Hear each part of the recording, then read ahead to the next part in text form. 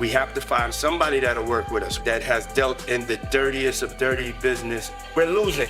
They said this day would never come. They said 50 Cent was all talk. They said he was just trolling, just stirring the pot, just chasing headlines. But now, the tapes are out. Other stuff that you just have not shown? Yeah, well, everything couldn't make it was 4 episodes. Right. So it was a lot. You had to pick and choose things. Like even in an area where he chooses to date people who he knows previously dated someone. He has a baby by a woman that was dating Tupac. Wow. To add to it, but we had to cut it down so it couldn't. For time. Yeah. So are you coming out? I know next year is going to be a number 2. Season 2? I just put it on YouTube. I just put it on YouTube. Real prison recordings, real voices, real panic. And at the center of it all is Sean Diddy Combs, a man who once ruled the music industry like a king, now sounding desperate behind cold walls that don't care about fame or legacy. What makes this moment so chilling isn't just that the tapes exist, it's what's inside them. The pauses, the cracks in his voice, the fear he can't hide anymore. For years, Diddy moved untouchable, protected by money, power, and silence. And 50 Cent... I don't have any reserve, like the fear that they would actually have towards him. I don't think he's... Since docuseries that wasn't in the previous docs that you saw, because they said, no, I'm gonna do that one, because 50, that's gonna be the big one. Because I'm not scared of none of that. Like I think it's just the way I was brought up. I don't really register those things. I've been through way more extreme things than these people. I look at the project, it's just another project to me. It's been done tastefully, and it is the best version of a docuseries that you'll see on this. Well, he's a big part of the culture. Like he's a respectable, he made it to a respectable position within culture. Any smart person would pick their fights. And you say, I don't really get anything out of it, it's not my business anyway, so why say something about it? Like clarity for you in a different way, do it. But I only was comfortable saying stuff about him because I've been saying it for 20 years. I've said it since that day. I'm like, fascinating. A journalist would ask that, but a journalist would also say, I'm gonna keep my sources secure, but but I got it. Yeah, they can blame it on me. That it's that. I think he's gonna actually like the project. He's gonna see that it was done fair, the perspective. Because he's gonna see too many people and he's gonna understand it. You can interview her following that, and I'll do the interview with her. I'll make sure I put it together. Yeah, because I had communications with her, to understand it. The husband, I spoke to him away from her. Separate individual communications, and see things kind of match up. Like when people say things, I go, oh, okay, I hear what you said, but if you hear things multiple times from people, different people, it kind of rings true to you. He got old real fast. His hair was jet black, like mine, and the next day he was like a full, all I saw from was the raccoon pictures from the courtroom. When they drew him, it was looked like a raccoon. He waited, quietly, patiently, like a chess player who never rushes a move. Because this wasn't just about beef. This was about receipts, about truth, about watching a giant finally stumble. And when the world pressed play on those prison tapes, one thing became clear very fast. This wasn't the Diddy we knew. This was a man begging for help, realizing too late that the walls he built to protect himself had turned into a cage. To understand how we got here, you have to go back, way back to a young Sean Combs hustling his way through New York, learning early that power mattered more than feelings. Diddy didn't just want success, he wanted control. He watched how people moved, how they folded, how fear worked. And when Bad Boy Records exploded, so did his influence. Called me up, he's like, yo, Gene, you and Wolf, I got y'all tickets to LA. I said, all right, cool. So I go down there and I pick up the tickets to LA. I got Wolf ticket. So I'm calling Wolf up. I said, yo, Wolf, I got your ticket to go to LA. And Wolf said, I ain't going. I said, what you mean you ain't going? He said, yo, Gene, I ain't gonna tell you how I'm making I ain't gonna tell you how to make your money, but I'm gonna let you know this. I told Puff them if they wasn't gonna take 2 tour buses of my niggas out there with us, I'm not going. Wolf is the head of all the functions that has to do with Puff dealing with security. I have my own contract with Puff, yeah. Paul Alford ran Green Gate Security, which is the daily operations of Puff stuff. That's his house, his cars, his transportation. He ran the office, the bad boy office, the clothing, all that shit. He ran the deli operation with his security. Wolf is over whatever's happening with Puff. You understand?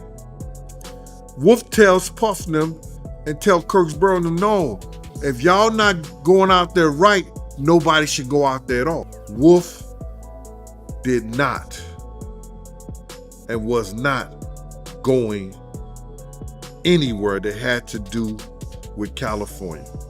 And it wasn't because of the Jake situation. It was that he wanted to be safe, and the only way he felt safe if he was going out there with the dudes from his clique. And that was the Valley Mob. That's the only way. Wolf ended up losing his life behind Puff and his bullshit. And people they didn't even put that in the documentary. Wolf ended up losing his life behind Puff and his bullshit. And that bullshit was with BMF. That's a big segment in my book that I wrote that whole shit. I wrote a whole big situation in my book regarding that, Mighty. And I know you're doing this. I want to say that right there because I was there the night that Meech had promised Puff. You know what I'm saying? He ain't have to worry about Suge Knight. He ain't have to worry about nobody from this point on. And telling Puff some shit like that made him think that he could talk to Wolf any kind of way.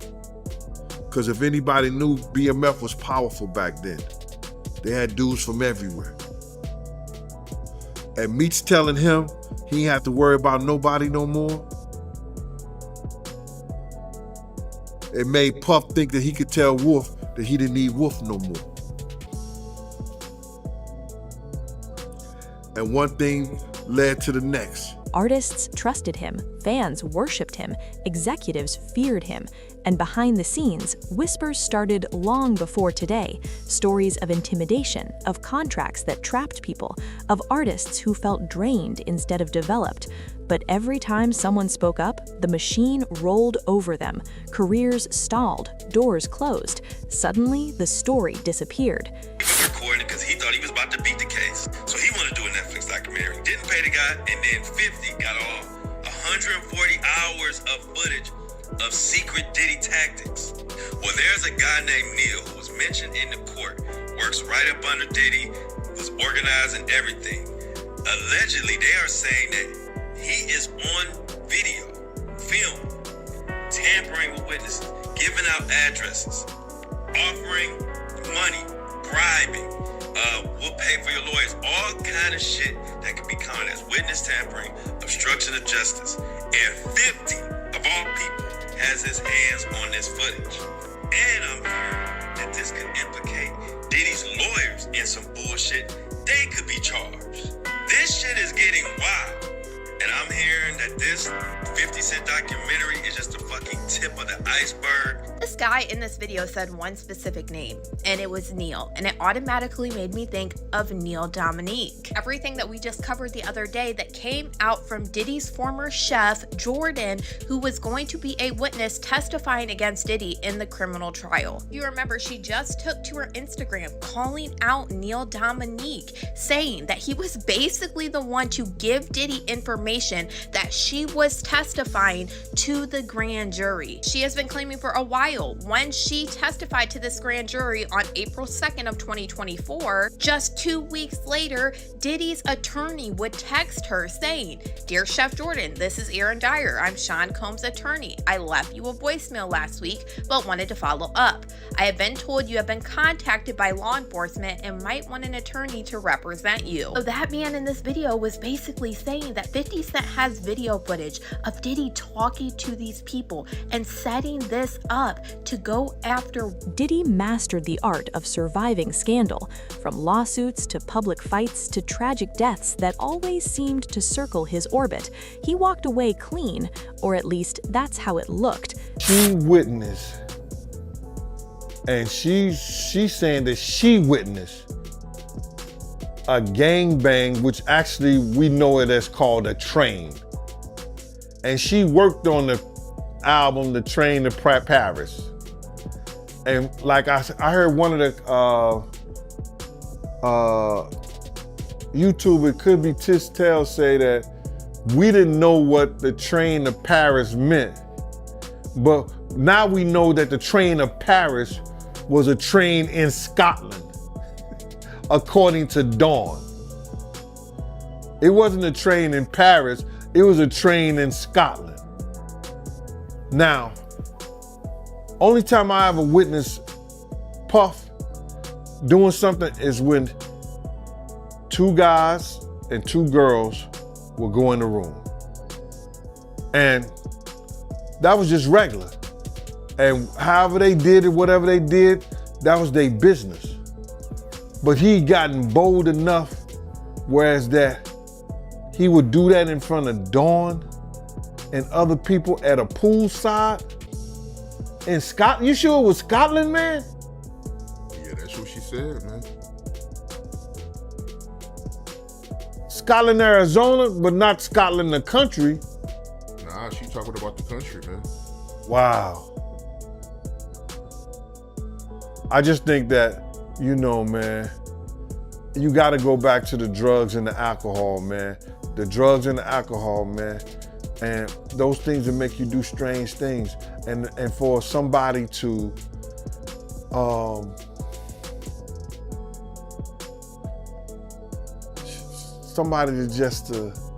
gang banging an assistant, she might have a lawsuit now too. She might have a lawsuit too. Because you can't do that to people that work for you. Because money fixes a lot, silence fixes even more, and the industry, it protects its biggest earners. Then there was 50 Cent, a man who came into the industry bleeding, literally shot 9 times, left for dead, and reborn with a chip on his shoulder the size of Queens. 50 didn't forget betrayal, he didn't forgive disrespect, and he never stopped watching. While Diddy threw parties, 50 collected information. While Diddy smiled for cameras, 50 remembered names, dates, moments. Said that, like, in retrospect, that was probably the best thing that could have ever happened to Puffy.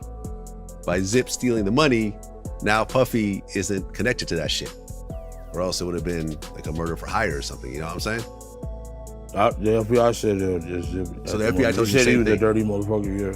So the FBI told you that Zip kept that money as well? They said Zip's a dirty motherfucker. Everybody crossed you. You're the last one to know every fucking thing. Even lawyers, your friends, everybody can cross. You lost your empire because of Puffy. Why you say that? I did. Shit. If I wouldn't have never met him, I wouldn't have never been involved in this bullshit. You know what I'm saying? If I would have never met the brother, I would have never been involved in this bullshit. Really. Because me and Suge was playing on the same Pop Warner team and everything. My homeboys helped put Suge in the game and all that shit, you know? And it really crashed 2 people's empire that fucking one night. what I'm saying? Mine's for sure. Suge too. Yeah. Right. Yeah, man. So you feel like Puffy, he's the reason for your empire and Suge empire going down because of the whole situation with Tupac. Exactly. He the only one still balling. Shit. Yeah, he made our shit go down, man. Yeah, I ain't even met him already. He won't even look out or nothing, you know? So break that down, man, for the people out there that don't know the backstory. What did Puffy do exactly to break down y'all empires? Because he pitted us against each other, it seemed like. Seemed like he pitted us against each other. You know, which was kind of smart because we're Crips and Suge was Bloods. Like, you know what I'm saying? He just called me and Zip was rolling up Greenleaf one night. He called and asked, you think it's safe to come out here to do our concerts? And I just said, man, give me like 50 tickets to each concert and we'll be out there with you. We'll go with you. We went to the concert in San Diego, went to the concert in Anaheim, Irvine Meadows, and the one in Las Vegas with them. Yeah, and back then they was just a startup coming up. You know what I'm saying? They didn't really have no money like that. We were balling. We was the bosses. Their tension wasn't loud at first. Little jokes, small digs, social media posts that felt playful on the surface.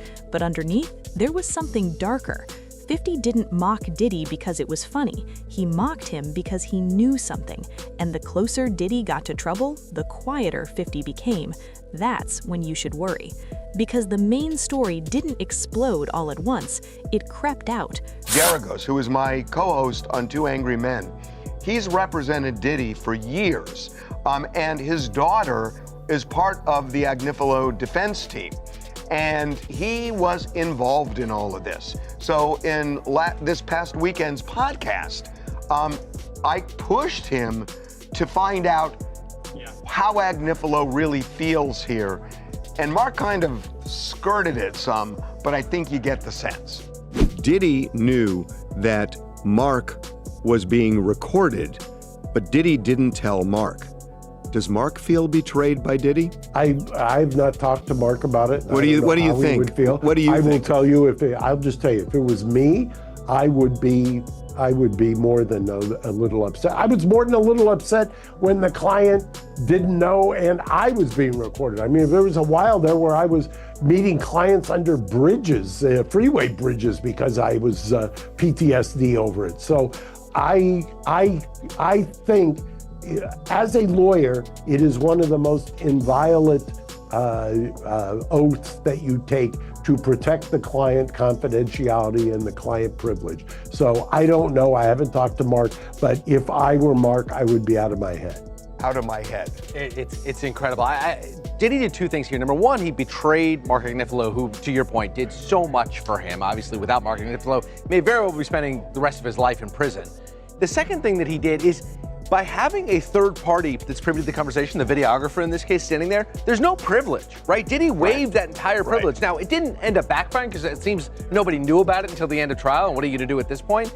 But it's such a callous act by Diddy to just sell out his lawyer like that. It's so... First, rumors that Diddy was under serious federal investigation, then reports of raids, phones taken, hard drives seized, people who once wouldn't speak his name suddenly distancing themselves, and then came the arrests, the indictments, the walls closing in. On the stand for 20 minutes, she will continue on Monday, but before I tell you what she testified to, I do want to give you a warning that she does talk about violence and abuse. Started off with Dawn testifying that she was working with Diddy from 2004 until 2011. She opens up about an incident she witnessed in 2009 when she went to Diddy's home in order to record. She said her and Cassie were downstairs when they heard Diddy yelling and coming down saying, "Where the F are my eggs?" He said Diddy grabbed the skillet full of eggs and tried to hit Cassie on the head, and she went down in a fetal position. Was punching and kicking Cassie before he put his arm around her neck. Diddy then grabbed her by the hair and dragged her up the stairs, and she was in shock. He said she was so in shock she did not intervene, nor did she call the police. Next day, she said Diddy locked her and another person in the recording studio and threatened them. In her own words, he said what we saw was what lovers in passionate relationships do. He said Cassie was okay and it would be in our best interest if we didn't say anything. He claims that Diddy then said he was trying to get them to the top of the industry before threatening them by saying where he comes from, people go missing if they talk. Then after all of that, he got them flowers. Prosecutor then asked, how did you understand that? And she said, death. His attorney yelled objection, and then they had a sidebar. That's when attorneys from both sides will come up to the judge and whisper between one another. Behind bars, reality hits different. No assistants, no handlers, no emergency calls that make problems disappear. And according to the prison tapes 50 Cent released, Diddy was not handling it well. In the recordings, you don't hear a boss, you hear a man scrambling. He was a young man who grew up with street-funded privilege. After his father passed away, it's very clear that his mother kept on hustling and kept hanging around hustlers. Tim Dog has described the parties in the house: pimps, hoes, hustlers, models, basketball players. You got that kind of crowd. There's got to be a drug dealer or so there. Alcohol everywhere. There was a stage built in the living room, and they were asked to perform as kids. I mean, like, this is how he grew up. It was almost if he was designed to throw the parties that we'll later hear about, from the white parties to the parties overseas, with very, very, very, very, very interesting things happening there, all the way to the freak-offs. It's like Sean Combs was in a never-ending party his whole life. Now, from a boy being draped in chinchilla to a boy running around the streets promoting parties, interning for Andre Harrell before he got a paid position. I mean, his life was like a whirlwind. It was almost like he was in too much of a rush to grow up. I mean, even the way Andre Harrell said he bullied his way into his home, coming up with some story about a fight between him and Janice and how he couldn't live with his mom anymore. And the next thing you know, he's living with Andre. Now, I'm going to be very honest with you. In my opinion, I do not believe they were just roommates. I do not believe this was just a mentor-mentee relationship. In my opinion, from rumors that I've heard, from some things that might have been lost along the way, there was a much closer relationship between Andre and Puffy. And 50 Cent releasing these tapes, that wasn't random. That was strategic. He waited until Diddy couldn't respond, until lawyers had him on lockdown, until every word carried legal weight. 50 didn't add commentary. He didn't need to. He let the tapes speak, and they screamed desperation. What nobody expected was how fast the industry went silent. Artists who once praised Diddy stopped mentioning his name. Old collaborators deleted photos. Brands pulled deals quietly. Nobody wanted to be next, because if Diddy could fall, anyone could. The betrayal runs deep here. People Diddy protected are now allegedly cooperating. People he trusted are saving themselves, and in prison, he knows it. You can hear it in how careful he chooses words, in how he stops mid-sentence, in how he asks, is this line secure, like security still exists? Meanwhile, 50 Cent doesn't hide his satisfaction. He posts, he jokes, but there's a seriousness underneath. He's said before, he doesn't kick people when they're down unless they earned it, and in his mind, this moment was earned. The tapes also hint at something bigger. More recordings, more evidence, more stories that haven't dropped yet. And that's what scares Diddy the most. Not prison time, not court dates, but the unknown. The possibility that everything he thought was buried is about to resurface. As the days pass, Diddy's tone in the tapes changes. Early on, he sounds confident, still believing his lawyers will fix it, still thinking this is temporary. Later, that confidence fades. He talks about not sleeping, about feeling watched, about regret. For a man who built his image on power, that's devastating, because prison strips you down. It doesn't care about Grammys or platinum plaques or legendary status. Inside, you're just another inmate with a past. The emotional impact is massive. His family is dragged into headlines. His kids have to read things no child should read about their father. His legacy, something he spent decades crafting, is now being rewritten by court documents and leaked audio. Friends who once defended him now stay quiet, not because they don't care, but because caring publicly is dangerous. One wrong word can pull you into the storm, so they choose survival, and Diddy feels that abandonment deeply. Career-wise, it's over. Even if he walks free one day, the industry won't forget these tapes. The sound of his voice behind bars changed everything. It humanized him in the worst way. Not as a visionary, not as a mogul, but as a man afraid of consequences. Relationships shattered, trust destroyed,